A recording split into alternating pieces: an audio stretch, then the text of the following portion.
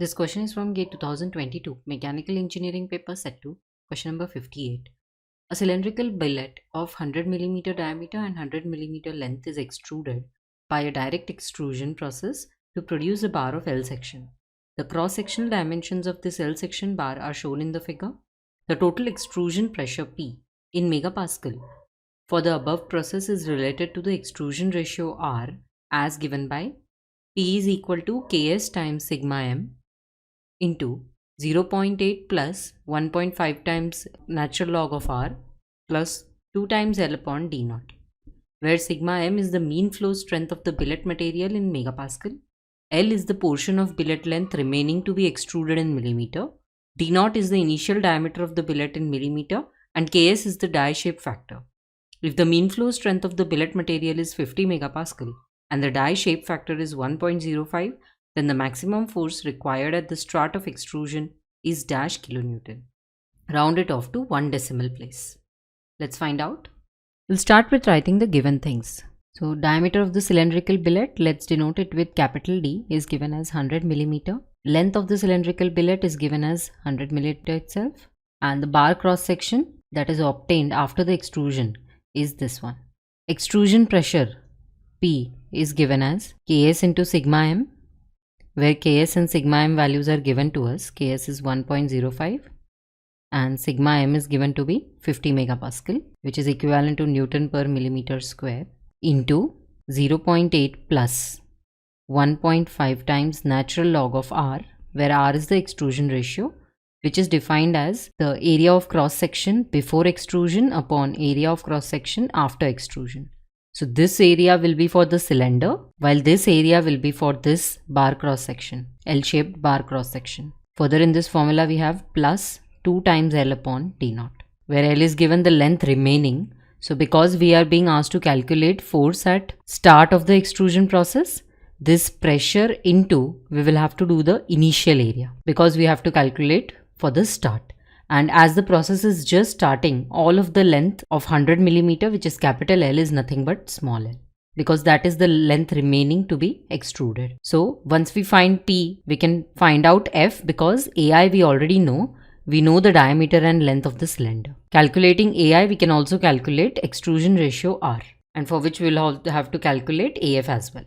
So let's first start with calculating R. We have R will be equal to AI, which is nothing but cross-sectional area of cylinder, pi by 4 capital D square upon final area.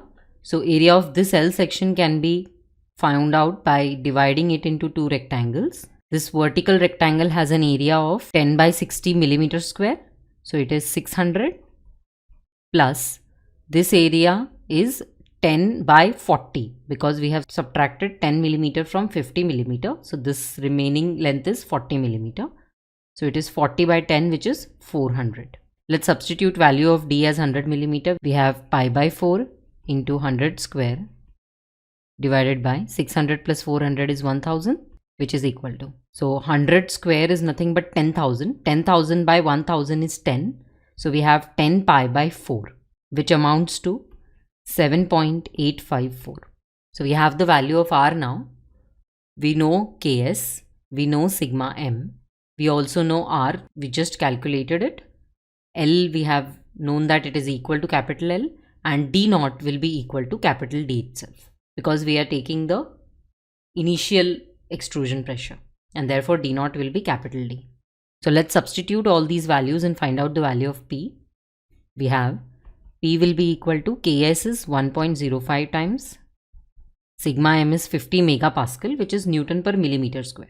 So because we are taking the values of L and D naught in millimeter, we'll take sigma m also in Newton per millimeter square.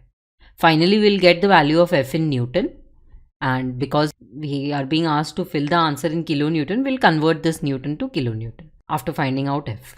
So first finding P here, we have 1.05 times 50 into 0.8 plus 1.5 natural log of 7.854 plus 2 times L, which is nothing but 200 upon D naught, which is 100 millimeter. So we have 200 by 100, which is 2. So the pressure value that we get from here is 309.305. This will also be in megapascal.